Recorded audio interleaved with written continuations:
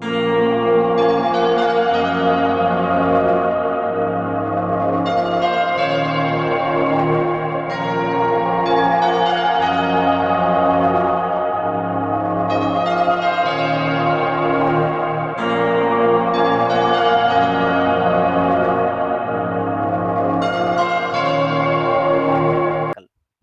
let's do it practical. What is the data that we are taking? Okay, we will take India independence chart. Okay, that is 15th August 1947, 0000 hours, New Delhi. Okay, the reason is this hour and time all of us know, and there will not be any dispute on rectification and all other stuff. And then we consider moon's position to define which dasha it should be, right? But will it be good enough if I say moon is in Pushya Nakshatra? No, we also need to know which pada it is. So we have Pushya Nakshatra first pada in our example chart. Okay. So where does Pushya belong to? We have already categorized two teams when we did Savya group, called three names first and then three from Apasavya and again three. So the second group that is being called by Savya included Pushya also, right? And Pushya, basically how do they follow according to their group huddle? Pushya will follow the mirror zodiac, that is Scorpio, starting from Scorpio and ending in Sagittarius, right? So nakshatra is identified. We have identified which pattern it is. Now, since the first pada it is, the dasha should start from Scorpio and end after 9 signs from it, correct? So putting that into perspective, this is how it looks like. You will start from Scorpio and end in Pisces. Please note, Scorpio is the Deha and Pisces is the Jiva here. Okay, 100 years. But yeah, Scorpio is Deha, and we spoke about any malefic in Deha, all those can give trouble, right, during this Dasha. So that is a very good hint. So we will examine these inputs and also try to see how the jumps also yielding the results in the same chart itself. Okay, when we are adopting this, I will go to the examples, but the first example I will take is the India independence chart itself. Though it is a Muhurta chart, we can use that to analyze how Kalachakra Dasha is going to give the results, so that it will be a very good input for applying in other Dasha, other charts. Okay, now what we are referring to is D1 chart of India independence chart. Now let's see what was running during the independence. We had Kalachakra Dasha of Scorpio and the Antardasha that of Libra. Okay, now let me come and see how it is reflecting here. The Deha is having Ketu. Is there any benefic aspect? Unfortunately, no. It is, basically it is in Rahu Ketu axis. Ketu is already posited. So Scorpio, you cannot expect any good results for the Deha. When I say Deha for the country as a whole, you treat it as a Deha here. So we immediately getting, after getting the independence, unfortunately the partition happened, and the country broke into two pieces. Many families was displaced. Many bloodshed happened. It is a deep wound in India's psyche, and this had happened. Okay, now why why Libra? So if you see from Dasha Lagna, this is the sixth house of fights, right? Libra is a sixth house of fight. And if I take Dasha sign as the reference, from Libra, it is also showing the house of loss. Losses is what you're seeing here. And though Jupiter is here, some level he might have mitigated the issue, but because of the natural benefic attribute. But in this particular chart, functionally Jupiter is a malefic. Though he owns 8th, he also owns the 11th. So he acts as if he is a malefic, and also he may give viparita rajaga owing to 8th lordship, right? So I don't expect Scorpio Libra to be any benefic time for India during this time. So now I will try to go to the other example of the same duration, that is Indo-Pak War. I will come back to the original integration princely states again, because I need to talk about little more topics here. So let's take Indo-Pak War soon after the independence. So what happened during this time? Scorpio Virgo was running. So during Scorpio Virgo, see, Virgo is a fifth house, right? From Lagna, it is the fifth house, but from Dasha sign, it is a house of gains. So here we were supposed to make some gains, and we were improving on our integration with the princely states. We were able to hold on to our own, but we ended up getting into fight. The integration activity began in September 1947. So that's when Virgo was running, but soon after that, October, we ended up having Cancer Dasha coming. Okay, so just observe, Virgo to Cancer, there is a jump. As I mentioned, typically jumps will not be giving good results. So immediately after this jump happened, the war broke out. And also, as far as the integration with the princely states, we had 17 province and 569 princely states, which was supposed to be integrated. There also we found some resistance in the form of Hyderabad, and Nizam was against India's merger. So at that time, we we got really rough weather, get into rough weather during this period.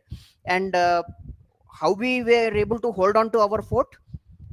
The reason basically is, since the Cancer Dasha is the third house of our natural zodiac, India chart.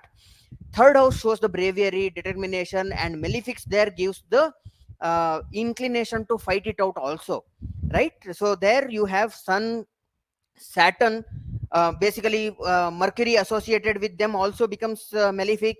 So with all these combinations, and obviously Sun and Moon together, Moon is also malefic, if you strictly go by the rule. So a lot of malefics in the third gave the determination, and we were able to hold on to our fort. We were able to win both the cases, both in Hyderabad, both in Indo-Pak War, we were able to win. However, not much of a gain as far as territory is concerned or finances are concerned, because the dasha that was running is still Scorpio, and it was still troubling us. We were continuously going through the losses. Okay, now then comes another jump from Cancer to Leo. This is Markati. As I said, it is basically a reconciliation period from fast forwardness. So this is where, since it is a fourth house of the chart, it should give some direction towards peace, right? The integration with other princely states, all those things started becoming more of a negotiation based, more of a peace loving people. Instead of fighting, we get into independent India and be comfortable with this. So that was the primary narrative, and it was largely peaceful acquisition of many of the states. And then also, how do we rule overall going forward, how the direction will be for the country is being defined during this period. So that is when, basically we got declared India as a republic with our constitution being available. Okay, so see how Kala Chakra Dasha is making sense in all these events. Now I just cover two more events, and then I will go to individuals chart with the divisional chart, so that I want to show the versatility of the dashas in Kal Chakra. Now let me take example of another war, which was a humiliating defeat for India. Right, there is no shying away from it. 1962 October November. This is when the war happened. This time we had Libra running. This was not a Deha sign or something like that, but still Libra, as I mentioned, it is not that great time or a great period for us, because as I already mentioned, it is the sixth house, and though Jupiter is there, he is not basically a benefic. So he can give struggle, he can give struggle with respect to economy, he can give some struggle and then success, but largely a struggle giving dasha. Okay, so now what was the antardasha running? Unfortunately, that of Gemini. If you see the lagna here, the dasha that was running, antardasha that was running was second house. And who is sitting there? Seventh Lord Mars in second, deadly Maraka. He is a Maraka, and if you take dasha sign as a reference here, again the lordship of second and seventh, again the Maraka lordship comes to Mars, and since he is in enemy sign, he is destined to give trouble, death-like situation for us. Okay, so basically this is the duration when there had to be some death-like situation, and even in defeat in war or insult in public, all these things are considered to be death in one or the other form. So we experienced that kind of a death during 1962. Okay, now let's last example of this one. Again, I will take another war, 1965, April to September, Indo-Pak war. Again Libra, which is again fully potent to give a war. And then look at the dasha, that antardasha that was running, it was Taurus. What it means is, it was supposed to talk about the lagna itself, how our initiatives will be, how we are able to hold on to ourselves. So since it is lagna, we were able to hold on to the fort. Okay, so basically we won the war, but the result is both the countries claim the victory. To be frank, even Pakistan is claiming victory in 1965. Even India is claiming victory. Independent analysis normally leans towards India, and they say India won this war. Why this perception, where we perception of we are not conclusively winning this war, is because we were not able to hold on to the territories we won. Basically we ended up negotiating a treaty, and many things was given back. So that is the reason we cannot conclusively say we won the war. What justifies that? Again, if you see the dasha lord, dasha sign itself, from dasha sign, Taurus is the eighth house, basically, that is running. Though fifth lord, that is Kumbha, is owned by Saturn as well as Rahu, according to Gemini. So Rahu is a fifth lord, so he can hold on to the fame, reputation, all those, but still it is eighth. Rahu is enemy of Jupiter, and then this sign is the enemy of Jupiter. So basically, there is some mixed results because of this. Though we won, we could not hold on to the fort. Okay, so I will just move to individual charts, but I will focus on the divisional charts now. I'm referring to Mahatma Gandhi's chart now, and I refer to D9. Specifically, I'm looking at the marriage date. So his marriage occurred in the year 1983 May. Okay, so let us check quickly for the benefit of understanding. I will just bring Vimshotri also, which was the dasha running during his marriage. Okay, it was Venus and Sun. Okay, now Sun makes perfect sense because Sun is the ninth lord sitting in the seventh, and Venus makes perfect sense because he is the Karaka. But I get a confusion. Venus is posited in sixth, so will he behave as a sixth lord in sixth, or a Karaka for marriage and the 11th lord? How he will behave, right? Of course, we can say he Mula Trikona is Libra, so he will act as if 11th lord and he will give marriage. But still, if I go to Kala Chakra Dasha, this dispute is completely broken. There is no confusion whatsoever. See the Dasha that is running in Kala Chakra, Leo and Libra. Okay, so typically in any assessment, the Kendra, that is angles, and the Trikonas, that is trines, should give benefic results. And also the 11th house is fulfillment of the desire for relevant area of that divisional chart. So even 11 can give that kind of a good results, right? So if you go with that approach, okay. Now let us see Leo. As I said, Leo is the 9th house. It is a trine, and if you see the Lord, he is connecting 7th, so it makes perfect sense.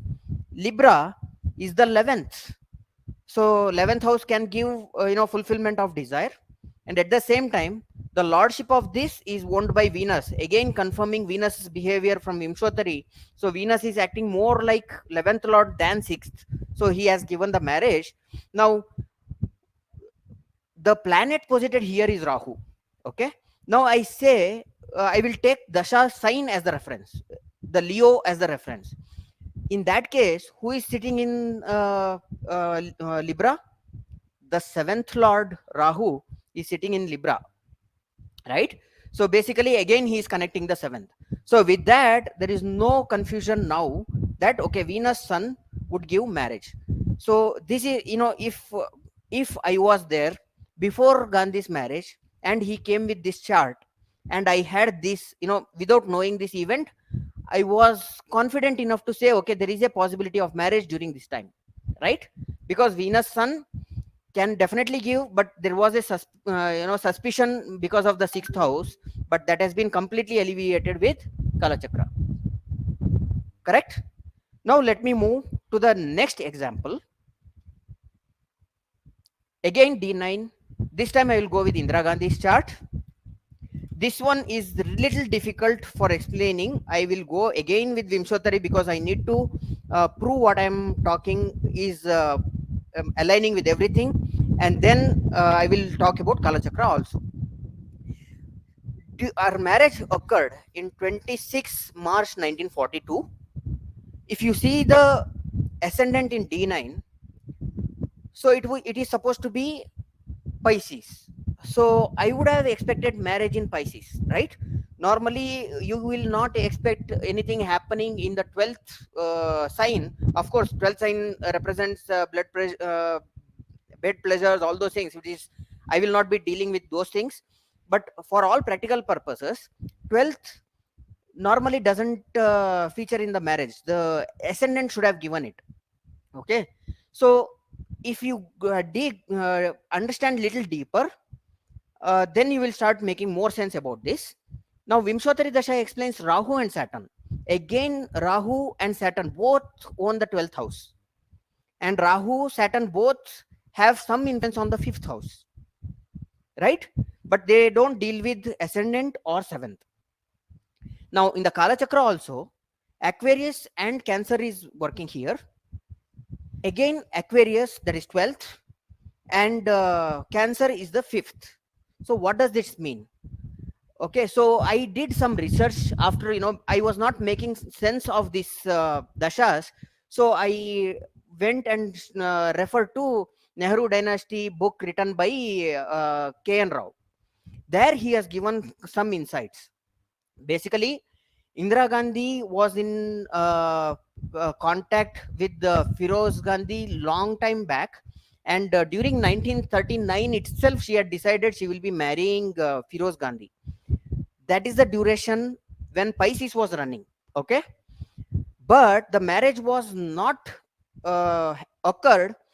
The reason was Nehru was a ambitious leader. He was looking to get into he was in already in social life, and people were looking up to him, and he was supposed to take a much bigger role in Indian politics. So he doesn't want any controversy, because it was supposed to be an intercaste marriage or interreligious marriage, to be precise. So he advised not to go ahead with the marriage until he's out of jail. At that time he was in jail. So by the time he came back, he conveniently forgot about his daughter's request for the marriage with Firoz Gandhi, and Indira Gandhi had to fight to retain her love from losing. So that makes more sense, the sense of losing, and then retaining the emotions of love, that is 5th house. Now it makes sense, the 12th and 5th is getting connected. She had to rebel against her father, to hold on to what she wanted, and there was, almost like a lost cause was turned out to be, retention of the marriage. So it is more focused towards the love than, marriage. So that makes more sense with the explanation. So I'm very clear with the Kalachakra Dasha that if you see the Parivartana Aquarius and Cancer, Rahu and Moon are exchanging the signs, and those that exchange itself is coming. So from loss, she turned around to her love. So that's what we can conclude here. Now I will move to the next one. This is related to D10.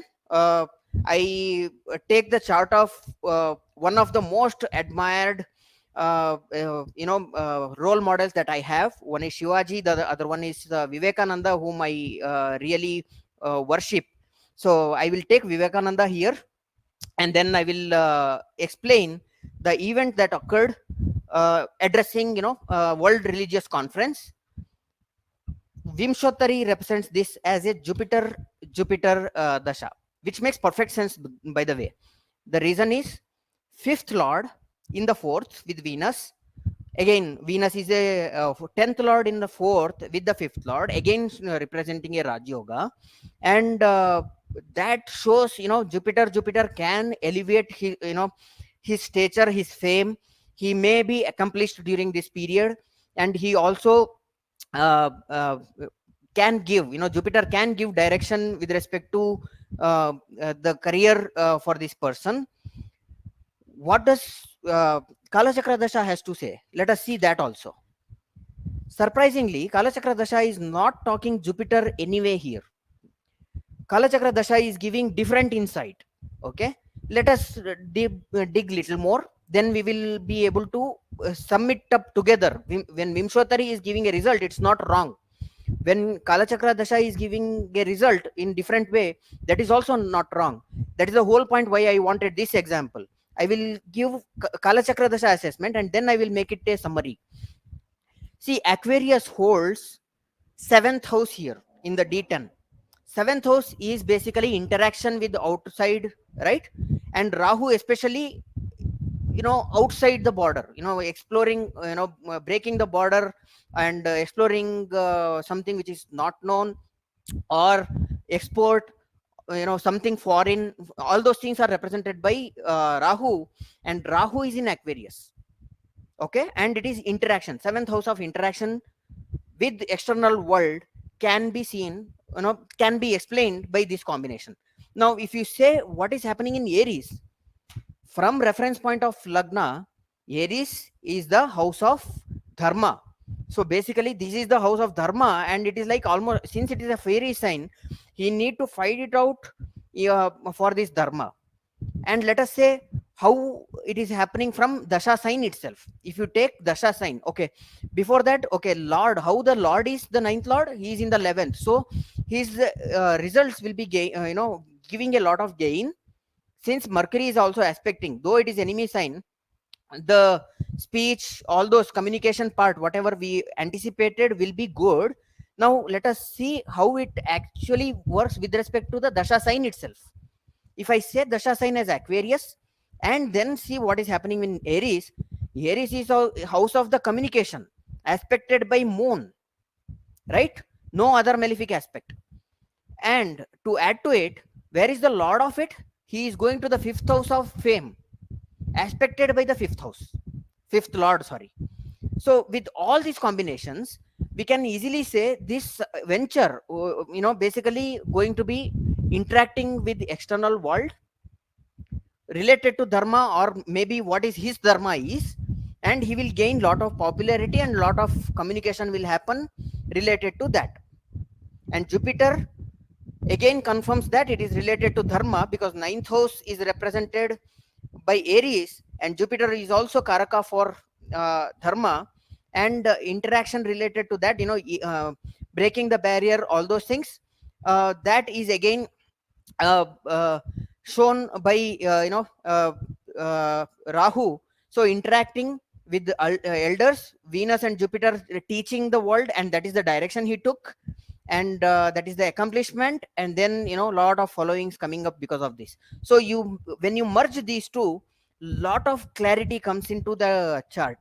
So that is why I really advocate people to take both dashas, either Vimsotari or any other conditional dasha, and then apply Kalachakra dasha also. Or if you are adopted well versed with any conditional dashas and Vimsotari, you can do that as well. So merging two results will give you very finer details, so that you can give a little more explanation to the events. Okay, with that I will go one more. This is the last example I will give, uh, and then I will conclude. uh, if you see here again, I am going back to Indira Gandhi chart. This is related to childbirth. As we know, we have two famous children she had. One is Rajiv Gandhi, who is born in the month of August, year 1944. At that time, the Kala Chakra, here I will skip Vimsotari. I can explain Vimsotari also, but in the interest of time, I will restrict to only Kala Chakra. So if you see here, the Dasha that was running is Capricorn and Capricorn. As I mentioned earlier, the Kendras, that is angles, and the trines, that's trains, they are the ones which can give very good results, Trikonas and Kendras. So in divisional chart here, Capricorn and Capricorn is running. And if you see Capricorn Lord, Saturn, he is aspected by Karaka Jupiter, right? So looking at all this, uh, the childbirth during this period is very much possible. I would have considered Capricorn and uh, Scorpio to be much more stronger candidate, but unfortunately there, for Mars and Sun axis is there, and then there is no benefic aspect also. Because of that, it may not give the result. So the next one is December 1946. That is second son Sanjay Gandhi.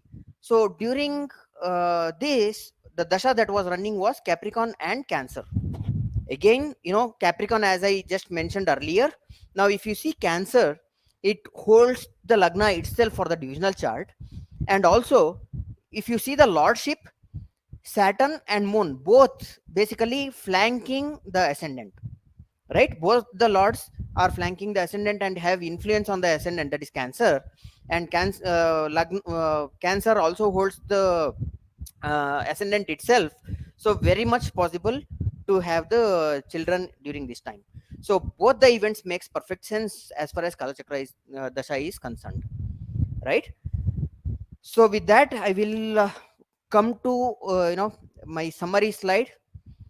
I strongly believe Kala Chakra Dasha is applicable for all the charts. Basically, Parashara does, unless in many conditional dashas, he gives, okay, if there is so and so condition is there, then only his dasha is applicable. That kind of condition is not there for Kala Chakra. It is applicable universally, just like Vimshwatari. And I strongly believe it is the potent or fertile land for research. There is lot of opportunity for research. You can finalize on Ayanamsha, because any change, minor change in the Ayanamsha can throw entire readings off. So you can do research on Ayanamsha, you can do research on divisional charts, you can do research on specific events. Just the way I explained in the Indira Gandhi chart, one of the event I was not able to make sense. When I did deeper, Dasha was right and I was wrong in my assumption. So those are the things are also possible. Okay, so try it. I believe you will be addicted to this. Okay, I would pause here and I will thank everyone, and I will open up for question and answers.